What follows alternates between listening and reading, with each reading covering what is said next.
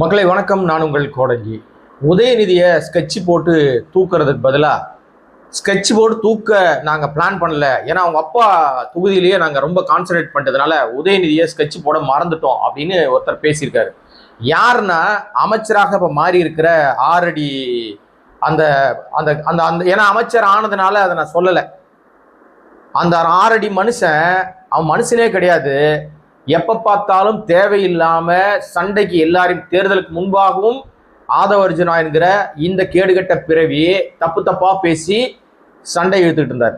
இப்போ அமைச்சராயிட்ட பிறகு தெரிஞ்சோ தெரியாமலோ விஜய் முகத்தை வச்சு விசில் சின்னத்தை வச்சு என்ன காசு கொடுத்து எப்படி ஓட்டு வாங்கினீங்கன்னு தெரியாது, ஏதோ போட்டாங்க ஓட்டு, நீ அமைச்சர் ஆயிட்ட.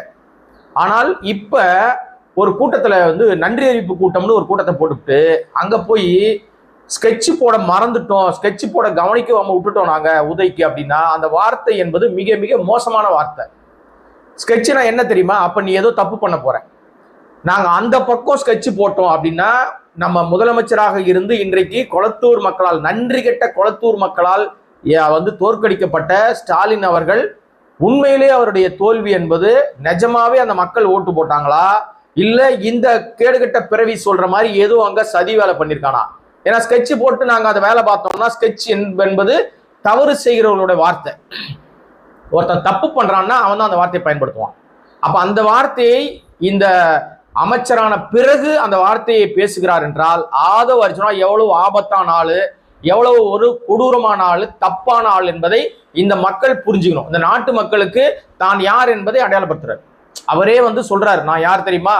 நான் இப்படிப்பட்ட கேடுகட்ட பிறவிதான், நான் ஸ்கெட்சு போட்டு தான் ஜெயிச்சேன், நான் ஸ்கெட்சு போட்டு தான் அவங்களை தோக்கடிச்சேன், இப்ப நான் ஸ்கெட்சு போட மறந்துட்டேன், உதயநிதியை ஸ்கெட்சு போட மறந்துட்டோம், நான் அவங்க அப்பா தொகுதியிலேயே கவனம் செலுத்தணும். அப்ப அந்த கொளத்தூர் தொகுதியில இப்போது வெற்றி பெற்றிருக்கிற அந்த பாபுன்னு ஒருத்தர் இருக்காருல்ல, VS பாபு, இவர் உண்மையிலேயே அந்த தகுதியான மனிதரானா எம்எல்ஏக்கு தகுதியே கிடையாது. அவர் மீது ஏராளமான குற்ற வழக்குகள், ஏராளமான குற்ற புகார்கள், அந்த கந்து வட்டி ஆளு, மீட்டர் வட்டி ஆளு, அந்த ஏரியால அவரும் அவங்க அண்ணனும் சேர்ந்து பண்ற அட்ராசிட்டி, ரொம்ப ரொம்ப கேவலமான செயல்களை செய்யக்கூடிய மோசமான மனிதர்னு தகவல்கள் இருக்கு. இந்த மாதிரி ஒரு ஆளை நிச்சயமாக அந்த மக்கள் கண்டிப்பாக தேர்ந்தெடுக்க மாட்டாங்க. அப்ப அங்க ஏதோ ஒரு சதி நடந்திருக்கு. அப்ப இவர்கள் வெற்றி பெற்றதே ஸ்கெட்சு போட்டு தான் வெற்றி பெற்றிருக்காங்க. உண்மை தெரியுதா இப்ப? அப்ப அந்த அந்த தோல்வி என்பது ஸ்டாலின் அவர்களுக்கு நேரடியாக நேர்மையாக மக்கள் வாக்களித்து VS பாபு வெற்றி பெறல, ஏதோ ஃப்ராடுத்தனமும் அயோக்கியத்தனம் பண்ணி தான் அந்த கொளத்தூர் தொகுதியில VS பாபு வெற்றி பெற்றிருக்கிறார். அதற்கு ஆதவ அர்ஜுனா ஸ்கெட்சு போட்டிருக்காருன்னு ஒத்துக்கிட்டு இருக்காரு. அப்ப அவருக்கு துணை போயிருக்கிறது தேர்தல் கமிஷனும் பாஜகவும். வெளிப்படையா தெரியுதா? அப்ப உதயநிதி ஸ்டாலின் அவர்களுக்கு நாங்க ஸ்கெட்சு போட மறந்துட்டோம்னு பேசிட்டு, அதோடு மட்டும் இல்லாம முதலமைச்சரை பார்த்து எப்படி பேச உனக்கு தகுதி இருக்கான்னு கேட்கிறாரு. இந்த ஆள் எப்படிங்க இந்த ஆளுக்கு அமைச்சர் பதவி கொடுத்தாங்க? இந்திய அரசியலமைப்பு சட்டத்தை இந்த ஆள் முதல்ல படிக்கணும். அமைச்சராக இருக்க தகுதி கிடையாது. நம்முடைய இந்திய அரசியலமைப்பு சட்டம் என்ன சொல்லுதுன்னா, ஒரு முதலமைச்சருக்கு என்ன பவர் இருக்கோ, ஒரு முதலமைச்சராக ஒருத்தர் அமர்றார் அந்த சீட்லன்னா அவருக்கு என்ன மாதிரியான அதிகாரங்கள் இருக்கோ, அந்த அதிகாரத்தில் குறைந்ததும் சளைக்காததும் எந்த விதத்திலும் குறைவில்லாததுமான அப்படியே நேர் எதிர் பதவி தான் எதிர்கட்சி தலைவர் பதவி. ஒரு கேபினெட் அமைச்சருக்குள்ளான அத்தனை விஷயங்களும் அதுல இருக்கும். முதல்வரா மட்டும்தான் இருக்க முடியாது. ஆனால் முதல்வரை கேள்வி கேட்கிற இடத்துக்கு சட்டசபையில எதிர்கேள்வி, நீங்க பர்மிஷன் வாங்கிட்டு பேசணும் அவசியமே கிடையாது. முதலமைச்சர் பேசி முடிச்சவொடனே எதிர்கட்சி தலைவர் பேச ஏஞ்சா பர்மிஷன் கொடுத்தா அவன சபாநாயகர். நீங்க மற்ற எம்எல்ஏக்கள், அமைச்சர் அல்லாதவர்கள், எதிர்கட்சி சேர்ந்த எம்எல்ஏக்கள்லாம் பேசணும்னா அதற்கு முன்பாகவே நீங்க சபாநாயகர்கிட்ட லெட்டர் கொடுக்கணும், நான் இந்த பேச போறேன், இதை கேள்வி கேட்க போறேன் அப்படின்னு சொல்லி பேசணும். எங்கே அவர்களா ஏஞ்சி பேசலாம்னா 0 ஹவர்னு ஒரு டைம் வரும்.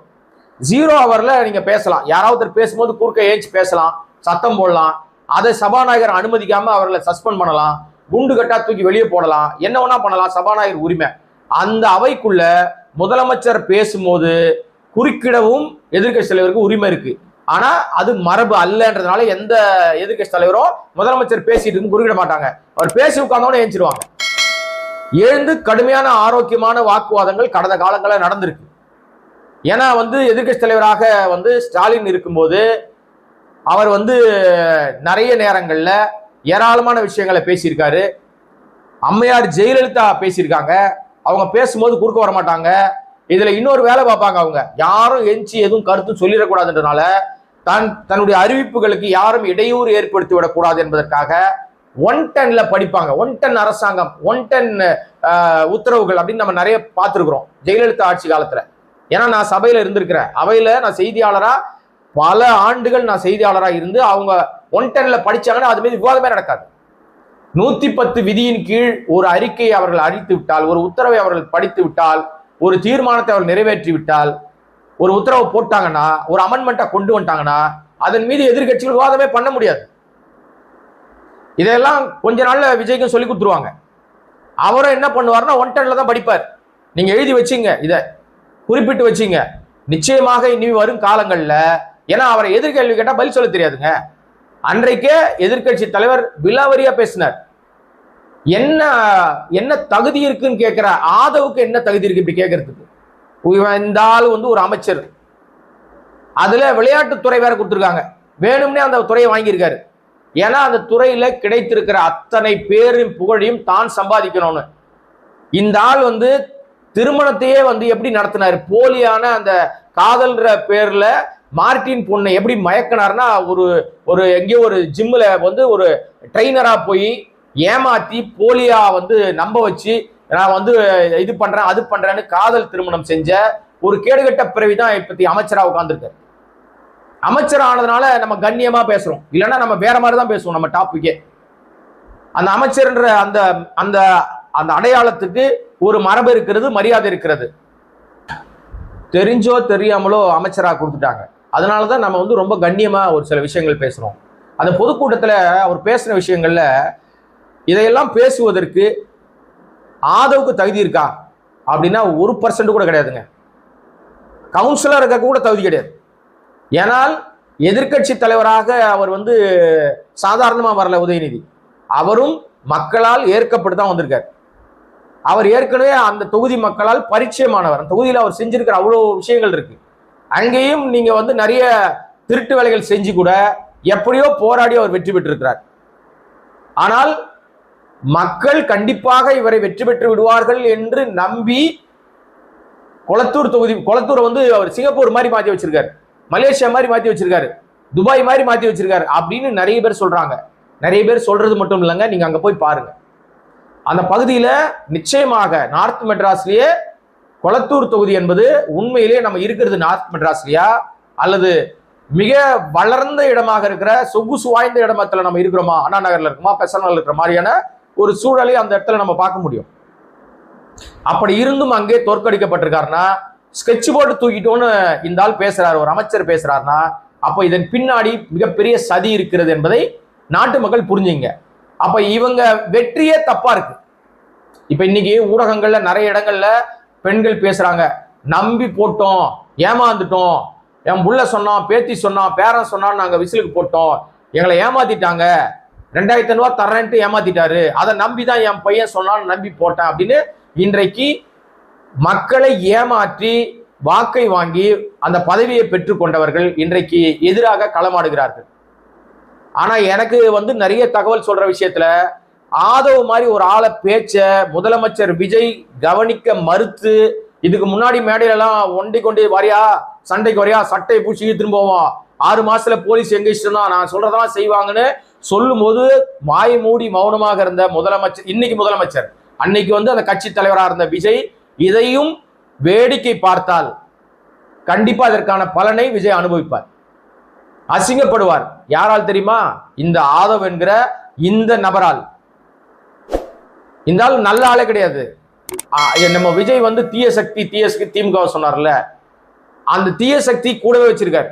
ஆதவ் தான் அந்த தீய சக்தி. தீய சக்தி மட்டும் இல்லைங்க, கேவல சக்தி, அசிங்க சக்தி, டர்ட்டி பாலிடிக்ஸ் அப்படின்னு சொல்லி நம்ம திமுக தலைவர் சொன்னார் இல்லையா, ஸ்டாலின் அவர்கள். அந்த டர்ட்டி பாலிடிக்ஸோட அடையாளம், டர்ட்டி பாலிடிக்ஸோட ஒரிஜினல் வெர்ஷன் யாருன்னா இந்த ஆதவ் அர்ஜுனாங்கிற இந்த நபர் தான்.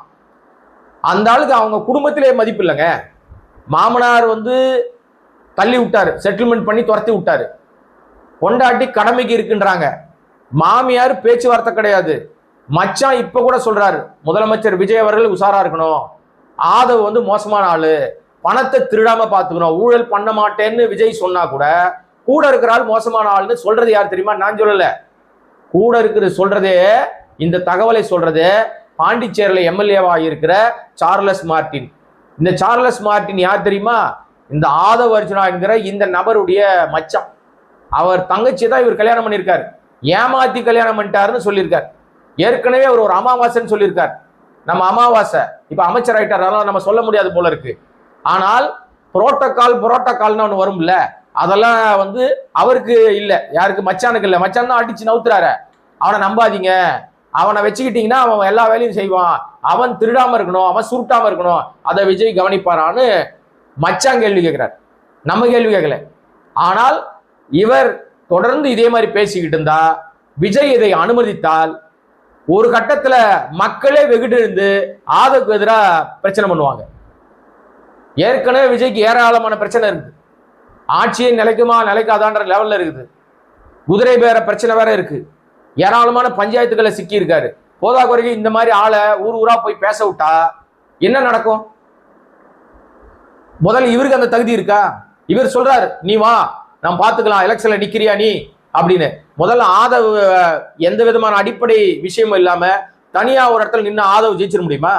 விஜய் என்ற மூஞ்ச வச்சுக்கிட்டு அந்த விஜய் சொன்னதுனால, விஜய் குழந்தைங்க மனசுல ஒரு பொய்யான போலியான பிம்பத்தை ஏற்படுத்தினால உனக்கு வெற்றி கிடைச்சது.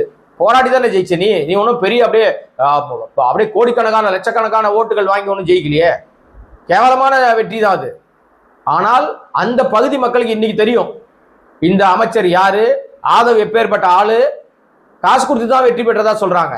ஒரு ஓட்டுக்கு பல ஆயிரங்களை கொடுத்து வெற்றி பெற்றிருக்கிறார். இவங்க மாமியாரு லால்குடியில ஒரு ஓட்டுக்கு பெரிய விலை கொடுத்துருக்காங்கன்னு சொல்றாங்க.